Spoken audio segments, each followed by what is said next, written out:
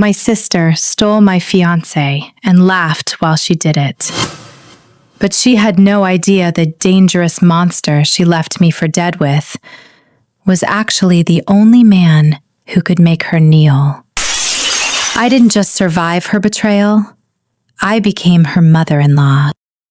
Zaria spent years building a future with Jin, believing his promises of a life together, only to discover he was secretly sharing that life with her own sister, Nadia. But the betrayal went deeper than a secret affair. To keep the family's inheritance, they tried to discard Zaria like trash, forcing her into the shadow of the one man the entire syndicate fears: the cold, brutal, and legendary Kenzo Kang. They thought they were punishing her. They thought they were sending her to her doom. What they didn't know? That Kenzo didn't want a victim. He wanted a queen. And Zaria was no longer the sweet girl they could push around.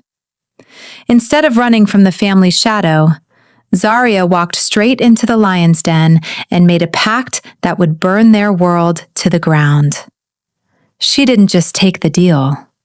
She took his name. If you're ready to see what happens when the discarded bride returns as the boss's wife, hit that subscribe button, like this video, and turn on all notifications. The archives are now open. The ballroom was a sea of shimmering silk and clinking crystal, a celebration of a union that was supposed to be the crowning jewel of the social season. I stood in the shadow of a heavy velvet curtain, my custom lace gown feeling like a second skin, heavy with the weight of 50 carats of diamonds that Jin had draped around my neck like a gilded leash. For years, I believed I was the luckiest woman in the city, the girl who had tamed the playboy heir to the Kang fortune and kept her sister Nadia as her closest confidant. But as I stepped toward the groom's private suite to steal a quiet moment before the toasts, the air grew cold. The door was ajar, a sliver of warm light spilling into the hallway, carrying with it a sound that stopped my heart. It was a laugh, low, throaty, and unmistakably Nadia's. I leaned in, the fabric of my dress rustling like a warning I ignored. Through the crack, the sight was a physical blow. Jin, my fiancé, had Nadia pinned against the mahogany desk, his hands possessively tangling in her hair. There was no hesitation in his touch, no guilt in his eyes, only a raw, feverish hunger I had never seen him direct at me. "She actually believes the tradition speech," Nadia whispered, her voice dripping with a cruel, mocking sweetness. "She thinks this marriage is about love, Jin.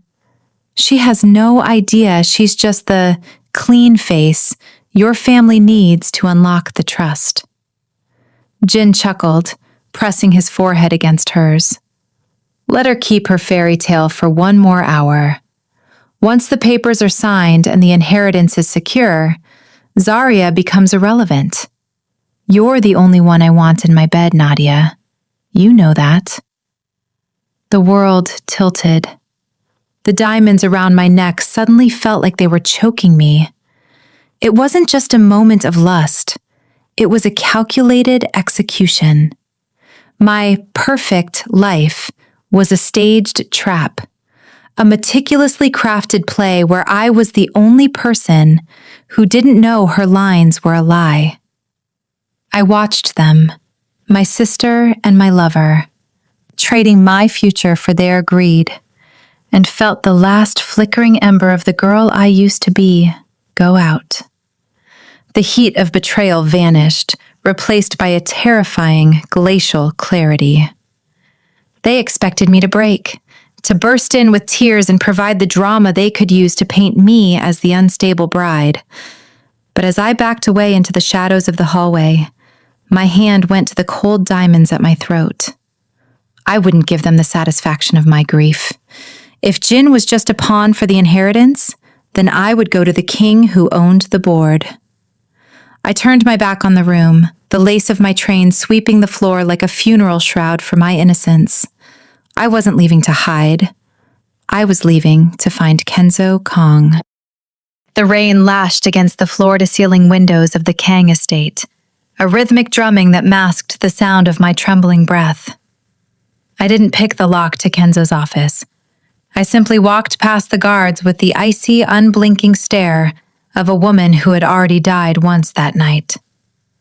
The heavy mahogany doors creaked open, revealing a room that smelled of expensive tobacco, aged whiskey, and a cold, predatory silence. Kenzo Kang sat behind a desk carved from obsidian, his face partially obscured by the shadows of a single flickering desk lamp. He didn't look up. He didn't have to. The air in the room grew heavy, the kind of atmospheric pressure that preceded a lethal storm. My son is currently celebrating his engagement in the ballroom, Zaria. Kenzo's voice was a low, gravelly vibration that seemed to rumble in my very marrow. Why are you in my sanctuary, dripping rainwater on my floors? Jin isn't celebrating an engagement, Mr. Kang, I said, my voice coming out steadier than I felt. I walked forward until the edge of his desk pressed against my hips. He's celebrating a betrayal. He's in the arms of my sister Nadia, planning how they'll spend your inheritance once you're gone. Kenzo finally looked up. His eyes weren't the eyes of a father. They were the eyes of a wolf who had seen too many winters. He leaned back, the leather of his chair groaning under his weight. And you think I don't know my son is a fool? What is this to me? To you, it's a PR disaster, I countered, leaning in until I was within his personal space, the smell of his dark cologne wrapping around me like a shroud. The board of directors is already questioning Jin's stability. If he dumps his loyal fiancé for her social climbing sister, the scandal will tank the Kang syndicate stock before sunrise. You need a distraction. You need a woman who can handle the iron weight of your name without breaking. I reached out, my fingers grazing the cold obsidian of his desk. I'm offering you a deal, Kenzo. Don't just fix the scandal. Obliterate it. Give me the ring Jin was supposed to give me. Make me the matriarch of this family. I will give you the perfect public image, the absolute loyalty Jin lacks, and the ruthless partner you've been looking for.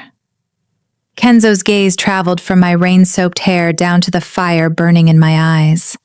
A slow, dangerous smirk tugged at the corner of his mouth. He reached into his drawer, pulling out a velvet box that didn't contain a diamond, but a heavy gold signet ring, the mark of the Kang boss. You want to be his stepmother, Zaria? He asked, his voice a dark caress. Do you have any idea how much blood it takes to keep this floor clean? I've already lost everything, I whispered, stepping closer until our shadows merged. I don't mind getting my hands dirty. The air in Kenzo Kang's private sub-basement didn't carry the scent of expensive cologne or vintage brandy. It smelled of damp concrete and cold, metallic ozone. Zaria followed a pace behind him, the clicking of her designer heels echoing like a countdown against the floor. She had traded her silver gala gown for a structured black suit that felt like armor, but her heart still beat with the frantic rhythm of the girl she was trying to kill off. Kenzo stopped abruptly in front of a heavy steel door. He didn't look back at her as he spoke, his voice a low, gravelly vibration.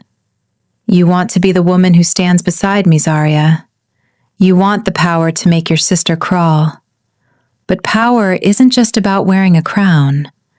It's about having the stomach to keep it.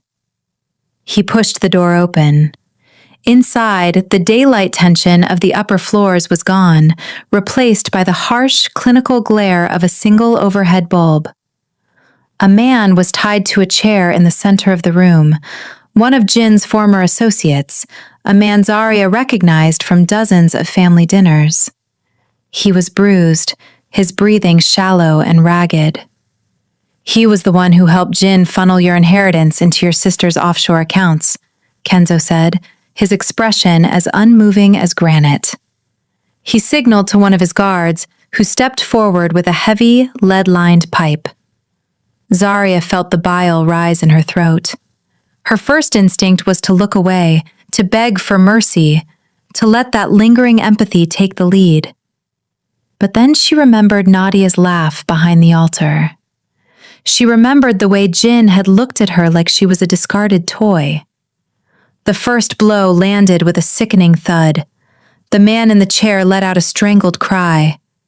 "Don't blink," Kenzo commanded, his hand suddenly cold and firm on her shoulder.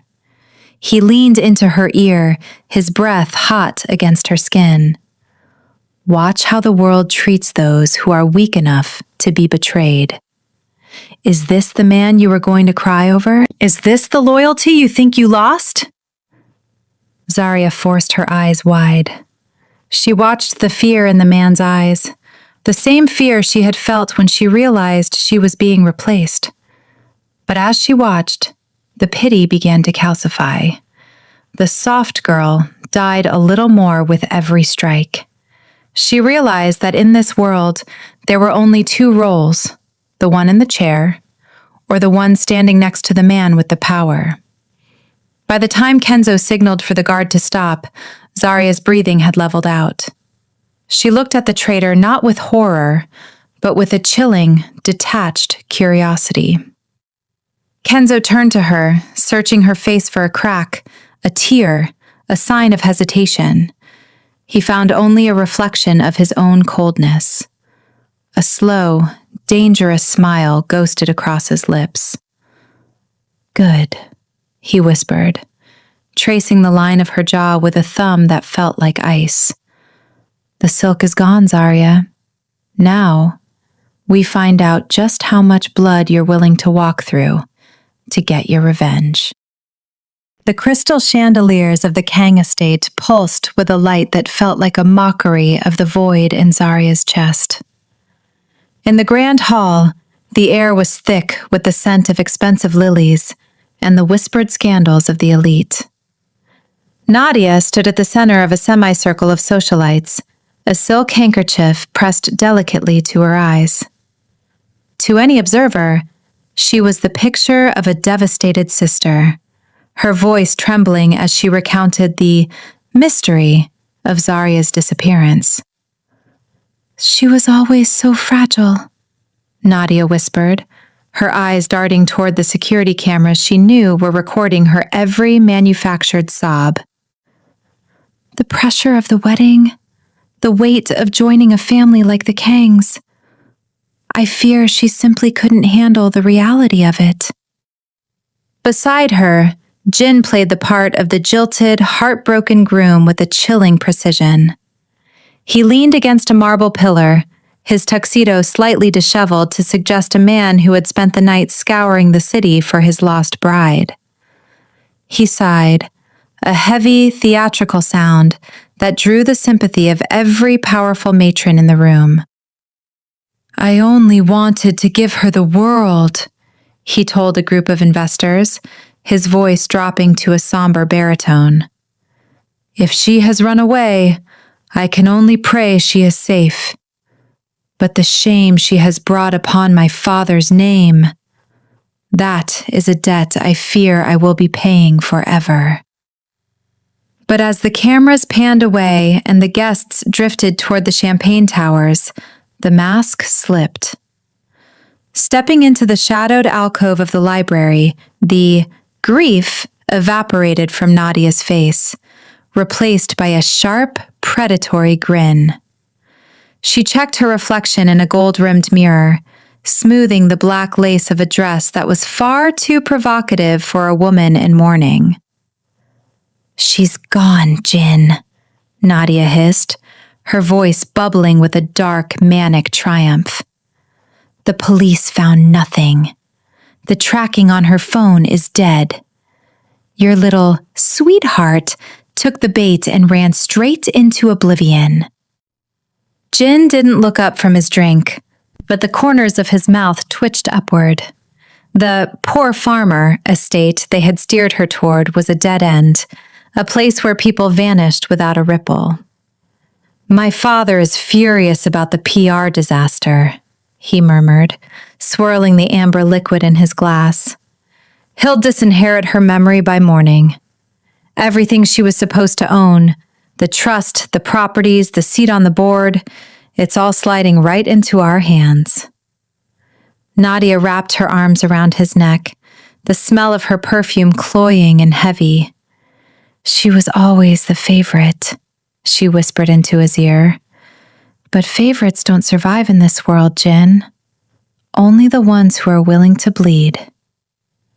They clinked their glasses in the dark, a silent toast to the girl they thought they had buried, unaware that while they celebrated their petty theft, Zaria was already learning how to rule the world they so desperately craved.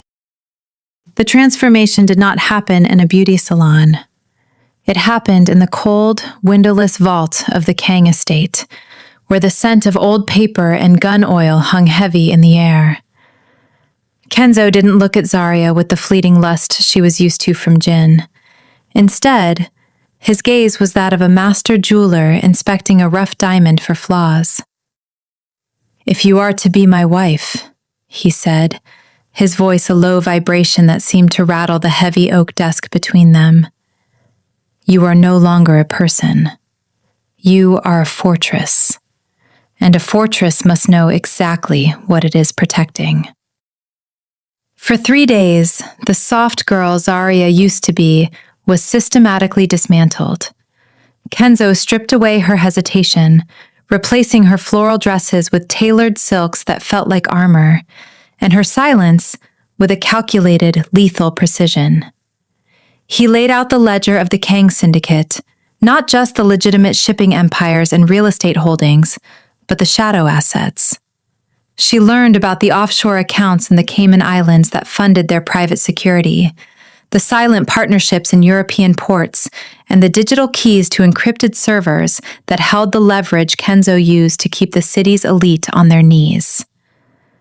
"This is your true dowry, Zaria," Kenzo murmured, standing behind her as she studied a map of their smuggling routes. He placed a heavy, warm hand on her shoulder, the same possessive grip from the gala, but here, in the dark, it felt like a transfer of power. "My son thinks wealth is about the cars he drives and the women he flaunts. He is a fool. Wealth is the secrets you keep and the people who owe you their lives." He taught her how to read a man's pulse by the twitch in his jaw and how to dismiss a threat with a single, icy look. Zaria felt the last of her empathy for her sister and Jin shrivel up like a dead leaf.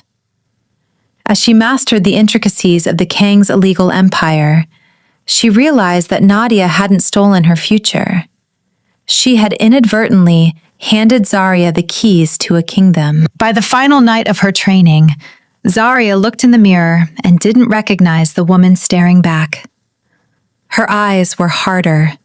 Her smile no longer reached them, and she moved with a predatory grace that matched Kenzo's. She wasn't just ready to marry the boss. She was ready to rule beside him. When Kenzo handed her a sleek black encrypted phone, the heartbeat of his operations, she didn't flinch.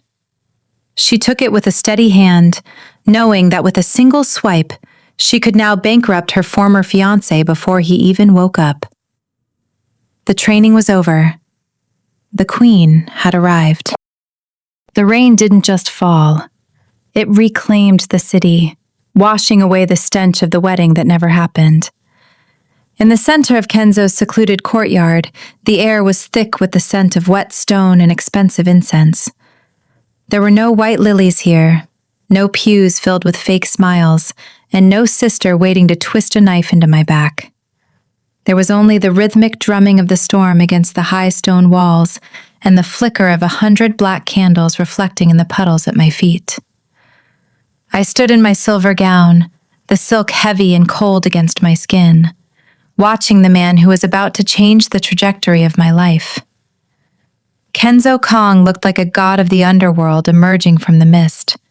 His black suit absorbed the candlelight, and his eyes, dark, unreadable, and ancient, never left mine. He didn't offer a hand of comfort. He offered a hand of iron. "This isn't a fairy tale, Zaria." His voice rasped, barely audible over the thunder. "There is no love in this contract. Only loyalty. Only the crown. If you take this step, you aren't just leaving your past behind. You are burying it." "I didn't come here to be loved, Kenzo," I replied, my voice steady, stripped of the sweet girl innocence that had nearly cost me everything. "I came here to be feared. The girl who loved Jin died in that bridal suite. She's gone. Only the woman who owns him remains."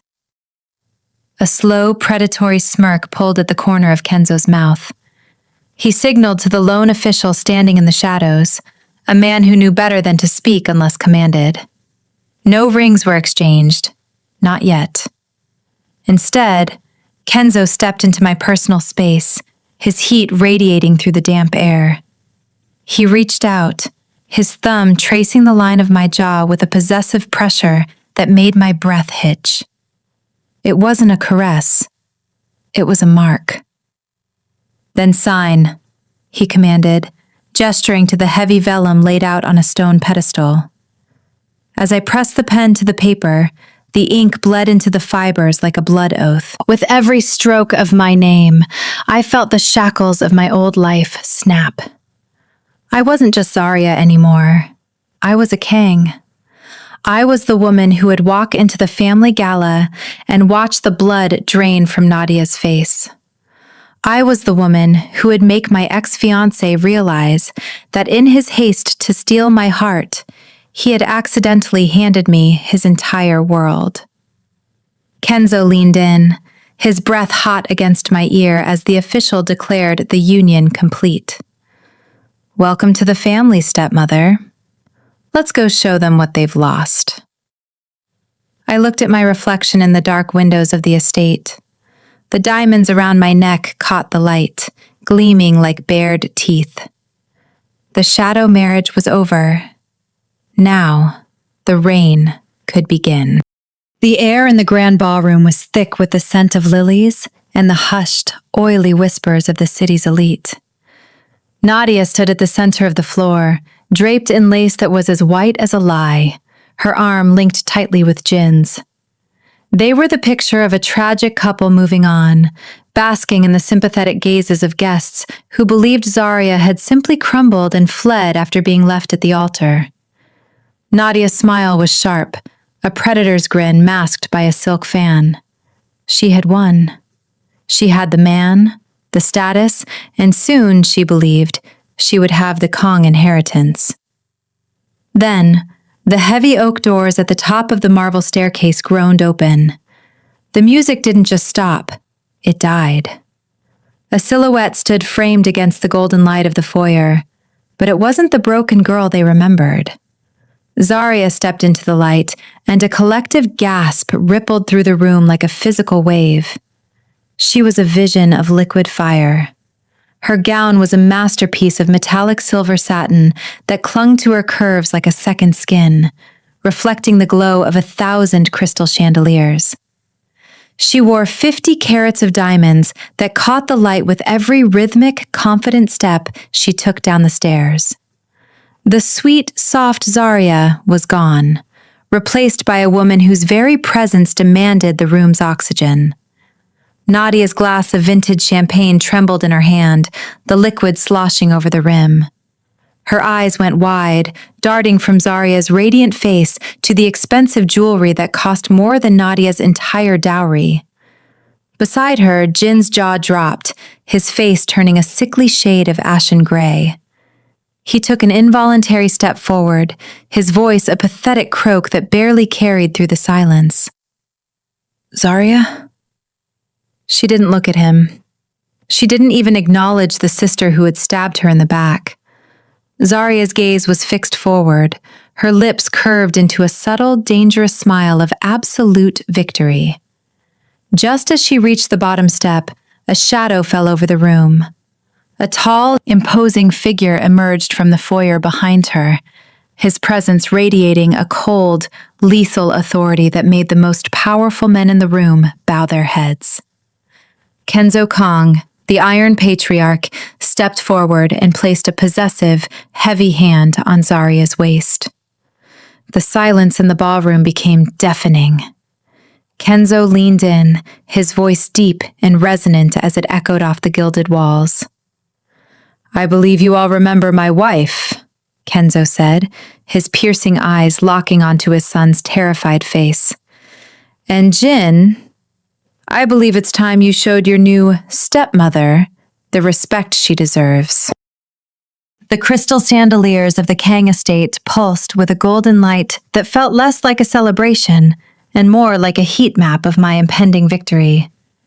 I could feel the weight of the metallic silver satin against my skin, cold and heavy, a stark contrast to the possessive warmth of Kenzo's hand anchored firmly around my waist.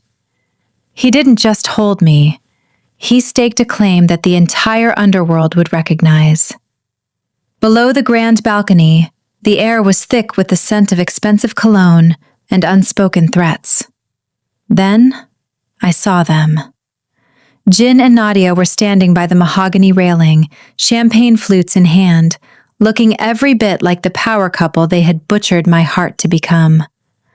Nadia was laughing, that high tinkling sound that used to make me feel small, while Jin leaned into her, his eyes scanning the room with the arrogance of a man who thought he'd already inherited the world. Then, Kenzo stepped forward into the light, pulling me flush against his side. The silence didn't just fall, it shattered. I watched the exact second the champagne flute slipped from Jin's fingers, the crystal splintering against the marble floor with a sharp, melodic crack that echoed the breaking of his composure. His jaw dropped, eyes wide and searching, darting from my face to his father's hand, then back again. The poor, discarded girl he'd laughed at in the hallway was gone. In her place stood the only woman who could now dictate his future. Beside him, Nadia looked as though she'd been struck. Her face, usually a mask of rehearsed elegance, contorted into a twisted map of disbelief and raw envy. Her grip tightened on her glass until her knuckles turned a ghostly white. Her mouth hung open in a silent, jagged gasp. She had stolen a fiancé, but she had lost the war. Kenzo's voice sliced through the tension, low and lethal.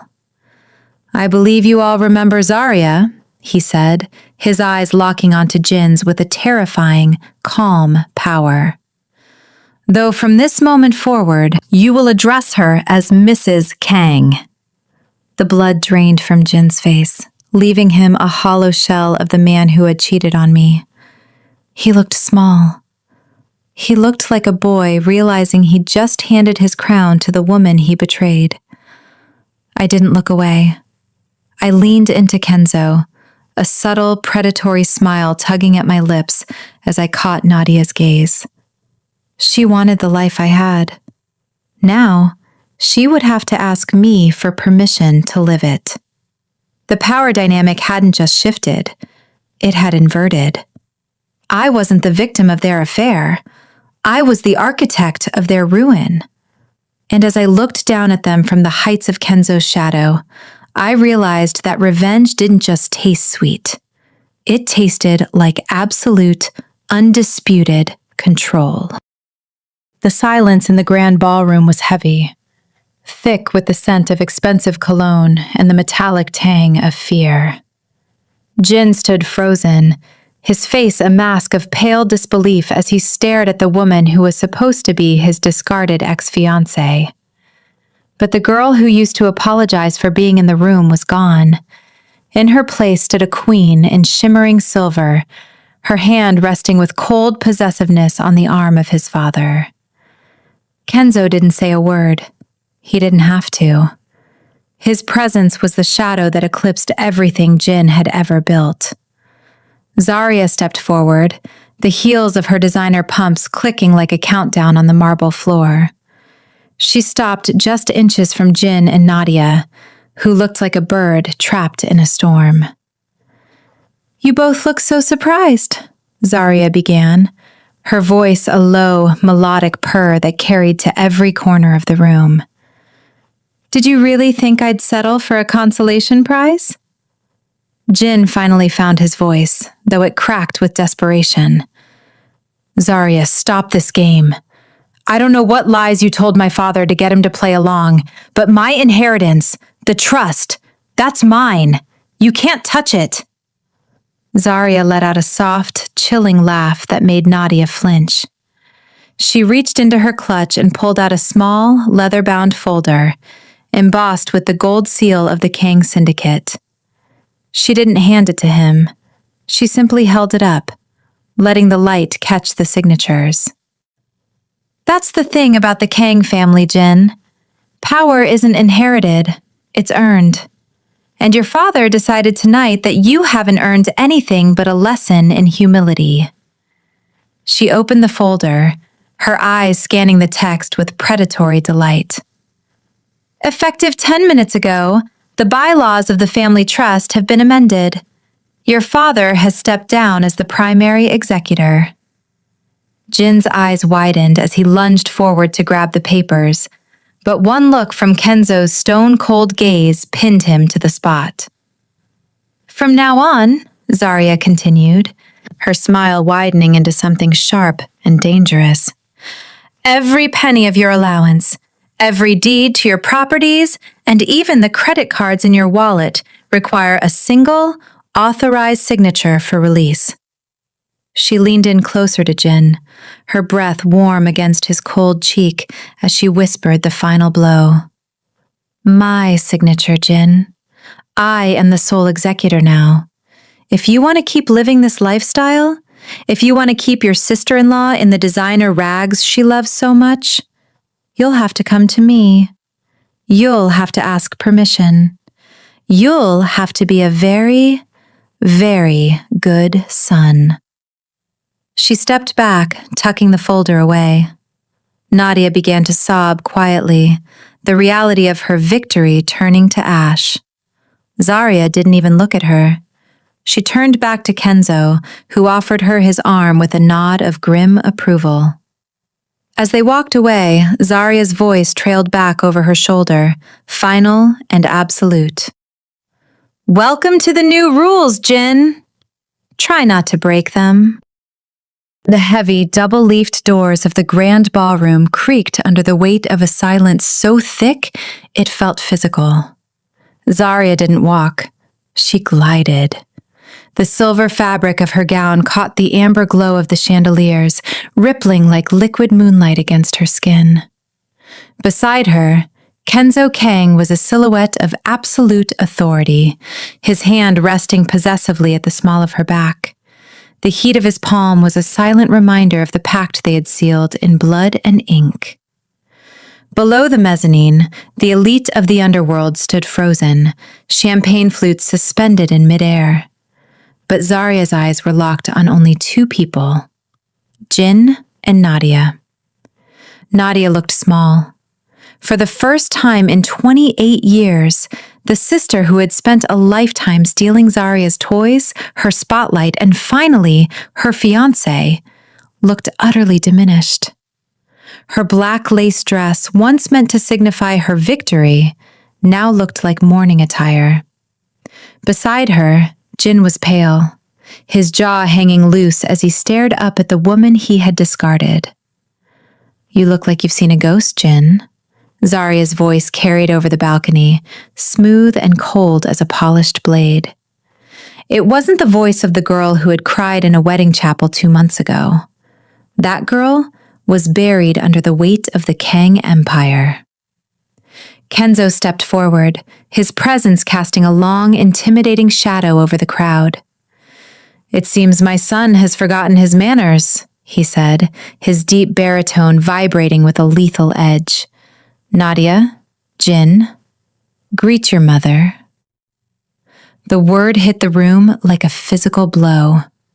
Nadia's glass slipped from her fingers, shattering against the marble floor with a sharp, crystalline ring that echoed through the sudden vacuum of sound. She began to tremble, her gaze darting from Kenzo's terrifyingly calm face to the heavy diamond band on Zaria's finger. "Zaria, you can't be serious," Jin stammered, his voice cracking. "This is some kind of sick joke. My father would never—" "Your father did," Kenzo interrupted, his grip tightening on Zaria's waist, pulling her flush against his side. "And as of tonight, Zaria holds the keys to every trust, every property, and every cent associated with the Kang name. If you want to continue living in the style you've become accustomed to, you will show my wife the respect her station demands." Zaria looked down at her sister, a slow, predatory smile spreading across her lips. The lingering empathy she had feared was gone, replaced by the intoxicating weight of the iron stepmother's crown. She watched the tears well in Nadia's eyes, not tears of guilt, but of pure, unadulterated terror. "Don't look so devastated, Nadia," Zaria whispered, loud enough only for the front row to hear. "I promised I'd let you keep him, didn't I? I just didn't mention that from now on, you'll both be living on my allowance." Zaria turned her back on them, leaning into Kenzo's strength as they walked toward the inner sanctum of the estate. Behind her, she heard the sound of her sister finally collapsing to her knees. The revenge wasn't just sweet, it was absolute. They say the person who stabs you in the back is usually the one you're protecting. Nadia thought she won a man, but all she won was a traitor. Jin thought he could trade me in for a newer model, but he ended up trading his future for a few moments of lust. I didn't marry the mafia boss for his money. I married him for his shadow. Because in the dark, I can finally see clearly. Never let them see you cry. Let them see you win. If Zaria's revenge gave you chills, show your support for the archive, subscribe to the channel, like and share this video with anyone who's ever been underestimated, and drop a queen in the comments if you're here for the transformation. Tell us where in the world you are watching from and turn on those post notifications. The archives are always watching.